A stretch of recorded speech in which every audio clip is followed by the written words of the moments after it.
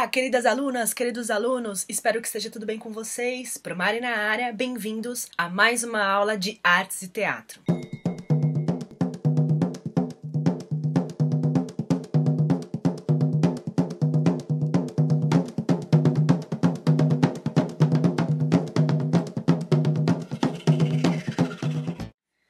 Então vamos lá, minhas queridas e meus queridos alunos do ensino médio, essa é a aula 19, nós vamos falar sobre a linha poética. Vamos começar sobre a gramática visual, lembra?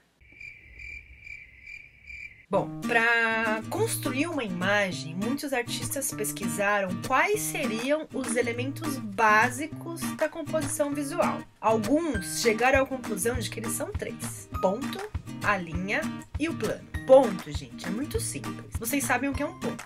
Um ponto é só um começo. Às vezes, é um ponto que nos chama atenção em uma paisagem. Pode ser um ponto fora de foco de interesse em uma obra.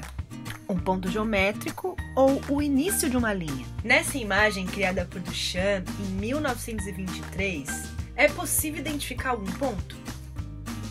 Além de pontos geométricos, também são pontos de interesse visual, uma vez que atraem nosso olhar para uma direção. Nessa imagem, também percebemos a linha, outro elemento de linguagem.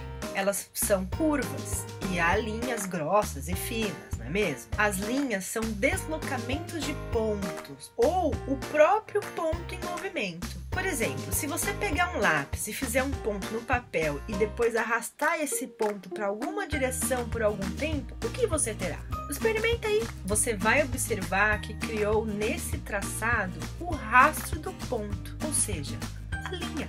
Podemos deslocar as linhas sobre uma superfície, um plano, que possui altura e largura. Elas podem ser de vários formatos e seguir em várias direções, sendo puras ou criando texturas e formas. Pontos e linhas, gente, eles se acomodam em planos e formas, que podem ser geométricas, orgânicas, abertas, fechadas. São muitas as possibilidades de criar na arte com esses três elementos, gente. São três elementos básicos: ponto, a linha e o plano. As linhas nascem e criam formas, texturas, movimentos, criam poéticas visuais. As linhas nascem no papel ou na cabeça do artista? Quem comanda o riscador? Mãos? Cérebro? Sentimentos?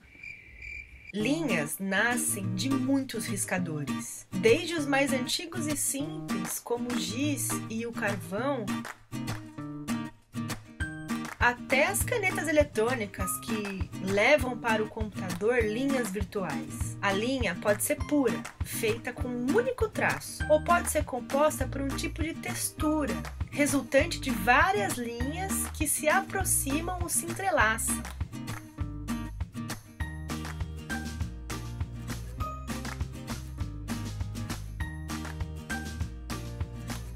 Quando o artista escolhe uma linha pura, ele já acha que é suficiente para o que ele pretende. Não há intenção de criar texturas ou efeitos de luz e sombra, entende? No entanto, quando estão próximas em grande quantidade, criam tramas tonais, nuances, entre áreas claras ou escuras. E com esses efeitos, é possível gerar a percepção de volume e a sensação tridimensional. O elemento visual, linha, pode nos direcionar a pontos de fuga para algum lugar no horizonte. Aí trata-se da perspectiva linear, que proporciona a visão de profundidade em imagens. O artista romeno Saul Strindberg era um desenhista compulsivo. Sua obra é marcada por séries de desenhos que exploram as possibilidades expressivas da linha. Ele criou um mundo imaginário repleto de linhas, contínuas, fragmentadas, grossas, finas, retas, sinuosas. Muitas vezes, a partir de uma única linha, ele criava um desenho inteiro, riscando na superfície plana do papel, fazendo surgir imagens. Há também artistas como a paulista Edith Derdick, que cria linhas no espaço tridimensional de uma sala.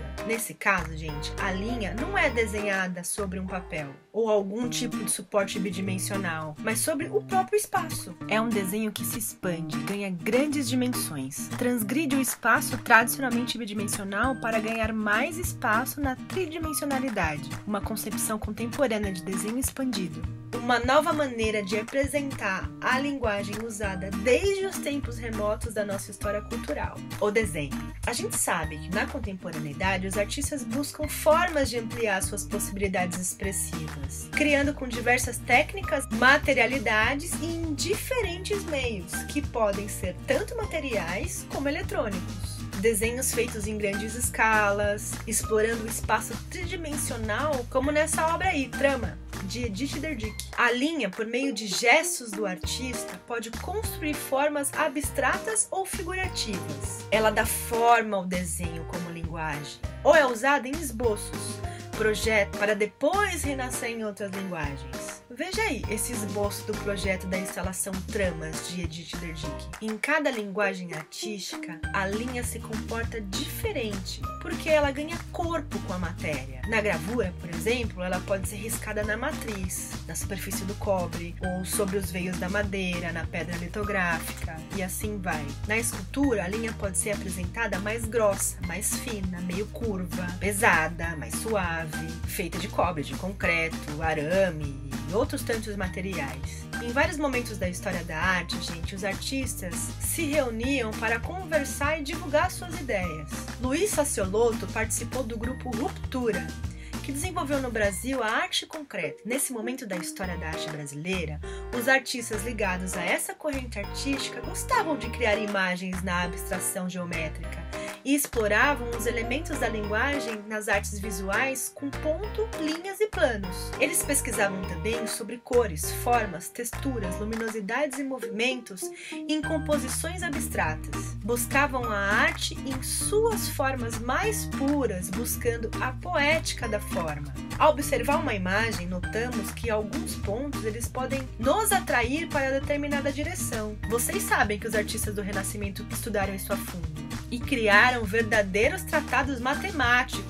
E esse conhecimento proporcionou a construção de imagens com profundidade. Vocês já devem ter reparado esse efeito aplicado nos videogames, né? Nos aplicativos, filmes, sites e programas de TV. Foi a partir das criações de imagens em perspectiva que, em nosso tempo, foi possível o surgimento das imagens 3D, com efeitos de profundidade tão próximos do real que impressionam. Para estudar como nossos olhos veem as imagens e como podemos representá-las por meio de pontos, planos e linhas, os artistas do passado utilizavam uma espécie de moldura com linhas para registrar as imagens e depois reproduzi-las. Durante a Renascença foram desenvolvidos vários experimentos. Um dos significados para a palavra perspectiva é ver através. Também temos definições que consideram a perspectiva como tudo aquilo que nosso olhar pode ver e alcançar. Na arte contemporânea, gente, um grupo de artistas austríacos